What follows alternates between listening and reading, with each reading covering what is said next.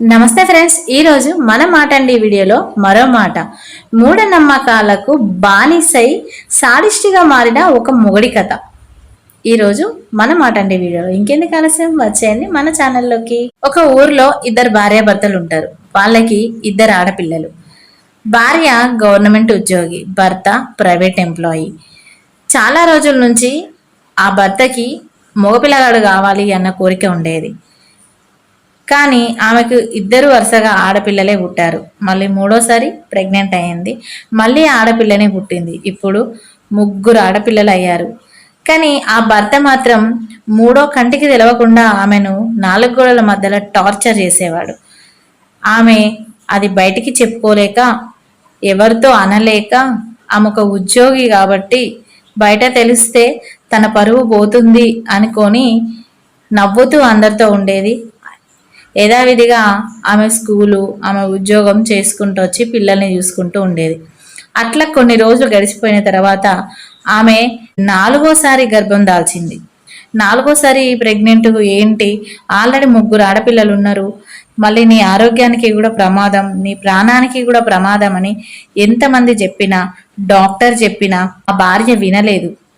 ఎందుకంటే తన భర్తకి మగపిల్లగాడు పుడితే ఆమె టార్చర్ల వల్ల తప్పుకుంటుంది, నన్ను ఇబ్బంది పెట్టడు, నన్ను కష్టాలు చేయడు, ఉన్న వాళ్ళని పిల్లల్ని నన్ను చాలా బాగా చూసుకుంటాడు, నాలుగో ఛాన్స్ చూద్దాము, నాకు బాబు పుట్టచ్చు అన్న ఆశతోని భర్త కోరిక తీర్చాలని డాక్టర్లు ఆమె ప్రాణానికి ప్రమాదం అని చెప్పినా కానీ ఎవరి మాట పట్టించుకోకుండా ఆ గర్భాన్ని కొనసాగించింది. భర్త మూఢనమ్మకానికి బానిసయ్యాడు. ఎందుకంటే ఆ ముగ్గురు ఆడపిల్లలు ఉన్నారనేసి ఎవరో బయట వాళ్ళు అడ్వాంటేజ్ తీసుకొని, తన వీక్నెస్ని అడ్వాంటేజ్ తీసుకొని, ఎందుకంటే తనకి మగపిల్లవాడు కావాలి అని తన దగ్గర డబ్బులు లాగుతూ ఉన్నారు. తన వీక్నెస్ పాయింట్ని తీసుకొని ఆ ముగ్గురు ఆడపిల్లలు ఉన్నారనే అడ్వాంటేజ్ తీసుకొని, నీకు నాలుగో సంతానం కూడా ఆడపిల్లే అవుతుంది, ఖచ్చితంగా నీకు ఈ భార్యకి కొడుకు పుట్టే అవకాశం లేదు, ఆమెకు కొడుకు అసలు పుట్టనే పుట్టడు, నువ్వు రెండో పెళ్లి చేసుకుంటే ఇంకొక ఆమె ద్వారా నీకు కొడుకు పుట్టే అవకాశం అయితే ఉంది అని ఆ మంత్రగాడు తన చెవులో ఊదుతా ఉన్నాడు. రోజు రోజు ఊదుతూనే ఉన్నాడు.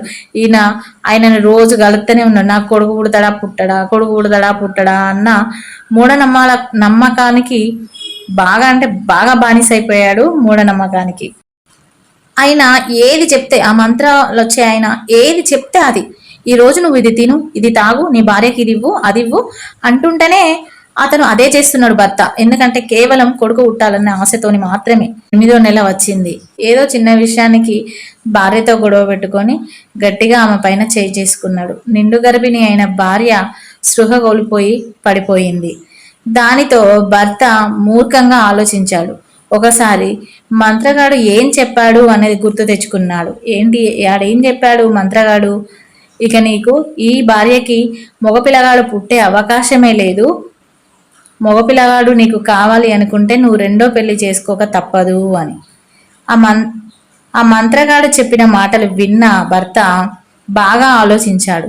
ఇప్పటికే ముగ్గురు ఆడపిల్లలు, మళ్ళీ నాకు ఆడపిల్ల వద్దు, అలా అని ఈ భార్యని నేనేమన్నా చేస్తే నేను పోయి జైల్లో ఉంటే ఉద్యోగం నాకు రాదు అని అన్ని విధాలుగా ఆలోచించి సృహ కోల్పోయిన భార్యను చిన్న బిడ్డ ముంగట్నే మెండుతోని మొహం పైన పెట్టి ఊపిరాడకుండా చేసి చంపేశాడట.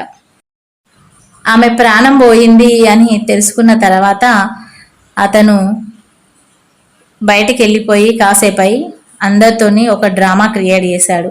అంతకు ముందు నుంచే ఆమెకి ఆరోగ్యం బాగాలేదు, అందుకే తను చనిపోయింది అని, పిడుసు రావడం వల్ల చనిపోయింది అని ఆ డ్రామా చేయడం వల్ల, బయటికి తను మంచిగా నటించడం వల్ల, అంటే తను బ్రతికున్నప్పుడు కూడా తన విశ్వరూపం ఎవరికి తెలియకుండా ఉన్నాడు కాబట్టి ఎవరు ఆయనని అనుమానించలేదు. అలాగని ఆమెను హాస్పిటల్ తీసుకుపోలేదు.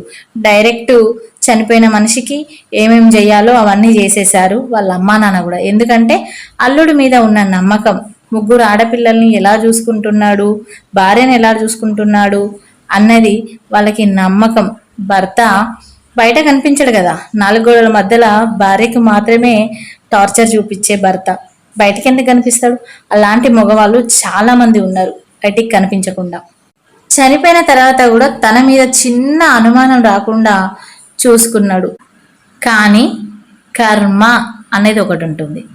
మనం ఎలాంటి పాపం చేయని, ఎలాంటి తప్పు చేయని, అది ఎప్పుడో ఒకప్పుడు బయటకు రాకుండా అయితే ఉండదు, బయటపడకుండా ఉండదు. మా అంటే కొన్ని రోజులు తప్పించుకొని తిరుగుతారు అంతే. చిన్న కూతురు చూసింది అన్నా కదా, ఆ చిన్న కూతురు భయపడి కొన్ని రోజులు ఎవరికి చెప్పాలి, కానీ తర్వాత మెల్లిగా అమ్మమ్మకు, తాతయ్యకు, మామయ్యకు ఈ విషయాలన్నీ చెప్పింది. మా నాన్న మధ్యలో గొడవ జరిగింది. అమ్మ మొహం పైన నాన్న మెత్తబెట్టి ఒత్తిండు, గట్టిగా ఊపిరాడకుండా చేసిండు అన్న విషయం ఆ కూతురు అమ్మా నాన్నకి, తాతకి, అమ్మమ్మకి, మామయ్యకి చెప్పడం జరిగింది. ఆలస్యం చేయకుండా మేనమామ, తాత, అమ్మమ్మ పోయి పోలీస్ స్టేషన్ కంప్లైంట్ ఇచ్చారు. అది మామూలు మరణం కాదు, చంపేశారు అన్న విషయం పోస్ట్ మార్టంలో తెలిసిపోయింది. దానితో ఉద్యోగం కోసం ప్రయత్నాలు చేసే, అదేనండి భార్య గవర్నమెంట్ ఉద్యోగం కదా, గవర్నమెంట్ ఉద్యోగం కోసం ప్రయత్నాలు చేస్తున్న భర్తని పోలీస్ స్టేషన్కి తీసుకెళ్ళి స్టేషన్లో పెట్టారు. శిక్ష కూడా పడిందట. కొన్ని రోజులకి బయటికి వచ్చిండు అని తెలిసింది. కానీ కర్మ మాత్రం అసలు చేసిన తప్పును బయటకి వెయ్యకుండా అయితే ఉండడం కాని పని. ఇప్పుడు కాకపోయినా ఖచ్చితంగా కొన్ని రోజులకైనా చేసిన కర్మ అనుభవించగా తప్పదు. వాడు అట్లా చేసినందుకు వానికి ఇంకో పిల్లను కూడా ఇవ్వలేదు ఎవరు. ఎందుకంటే ఎక్కడ ఏ గొడవ అయ్యి, ఏ కోపం వచ్చి ఏదైనా చిన్న గొడవ అయినా మా పిల్లల్ని చంపేస్తారని వానికి ఎవరు పిల్లల్ని ఇస్తలేరు.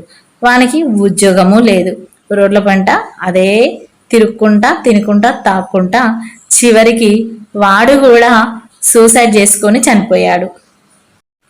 ఆ ముగ్గురు ఆడపిల్లలు అమ్మమ్మతోని, తాతతోనే ఉన్నారు. ప్రస్తుతానికి పిల్లలు హ్యాపీగానే ఉన్నారు. అమ్మా నాన్న లేనందుకు పిల్లలు బాధపడుతూనే ఉంటారు. కానీ కాకపోతే అమ్మమ్మ, తాత అయితే మాయనమామ ముగ్గురు చాలా బాగా పిల్లల్ని చూసుకుంటున్నారు. ఇదండి మూఢనమ్మకాల స్టోరీ మన మాటండి వీడియోలో. వీడియో నచ్చితే లైక్ చేయండి, షేర్ చేయండి, కామెంట్ చేయండి, సబ్స్క్రైబ్ చేయడం మర్చిపోకండి. ఒకవేళ మీకు ఇంకా ఎలాంటి స్టోరీస్ కావాలో కామెంట్ చేసేయండి. ఏమంటారు? Thank you for watching.